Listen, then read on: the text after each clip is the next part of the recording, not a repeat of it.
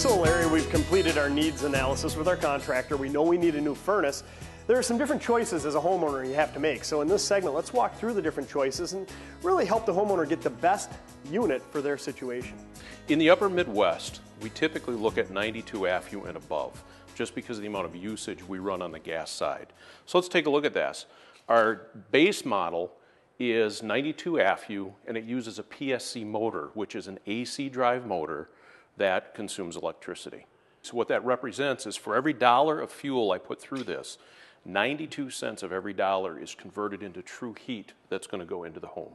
Okay, so really the industry has evolved. I mean, it wasn't too many years ago. 92% was really the top of the spectrum. You're saying it goes all the way up to almost what, 98? 98 and a half now is on our top model.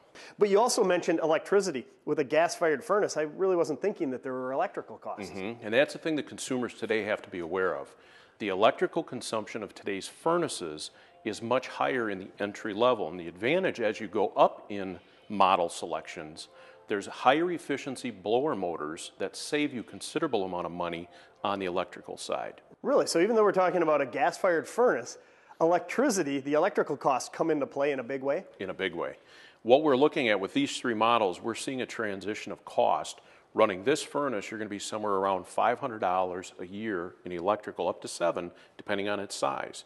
Whereas when we go up to the high tier, you're in the $50 to $100 per year. That's a huge cost savings, and I suppose a lot of that comes into play, the cost per kilowatt. I mean, I'm at like 14 cents, I think, with my utility. Some of them are down 8, 7 cents, but regardless of that, it's a huge electrical cost. And really, looking at the future, it's probably going to be even more expensive down the road. Yes, exactly what you said. 7 cents many years ago, now we're at 14. What's it going to be like another 5 or 10 years from now? Okay, so there's a large electrical cost to operating this. Even though it costs less up front, I take it, you have to take that into consideration when selecting a unit. Yes.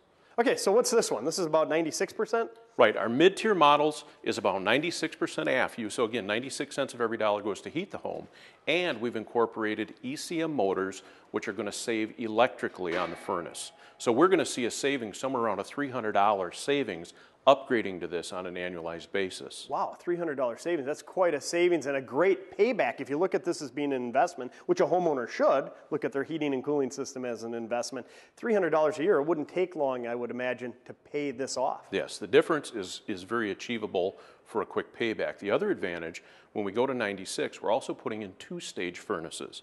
This is a single stage. It's on at 100%.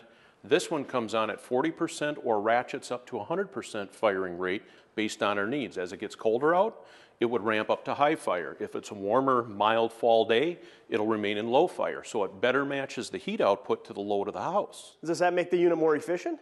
Increases your comfort more than it does the efficiency.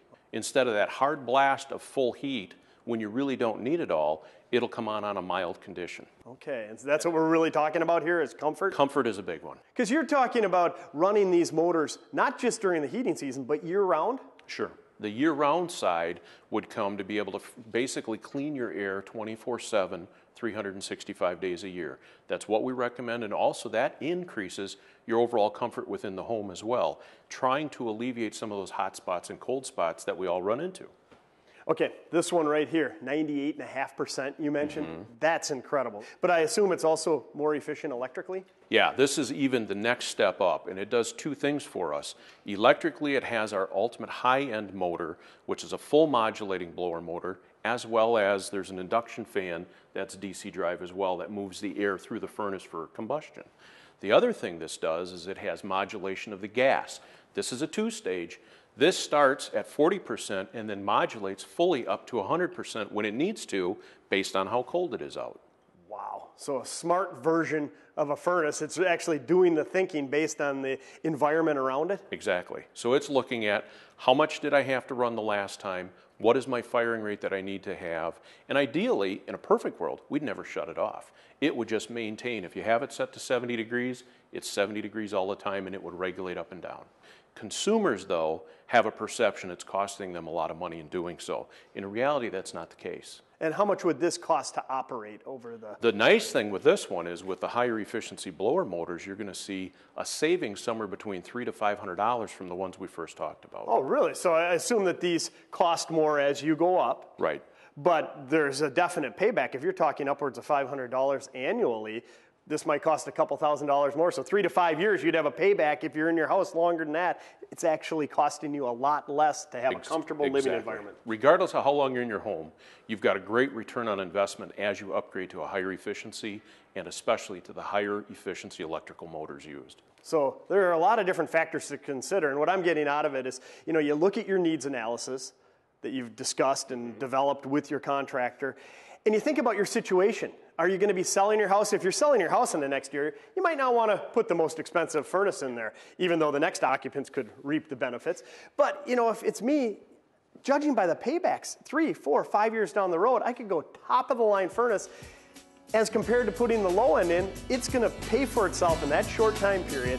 And then after that, I'm just reaping the benefits of indoor air quality, indoor air comfort, and a lot less operating costs. Exactly. With today's return on investment, it really makes sense if you're going to be in your home for any length of time. The higher efficiency and the more electrical efficiency you can purchase, the better off you're going to be for the long haul.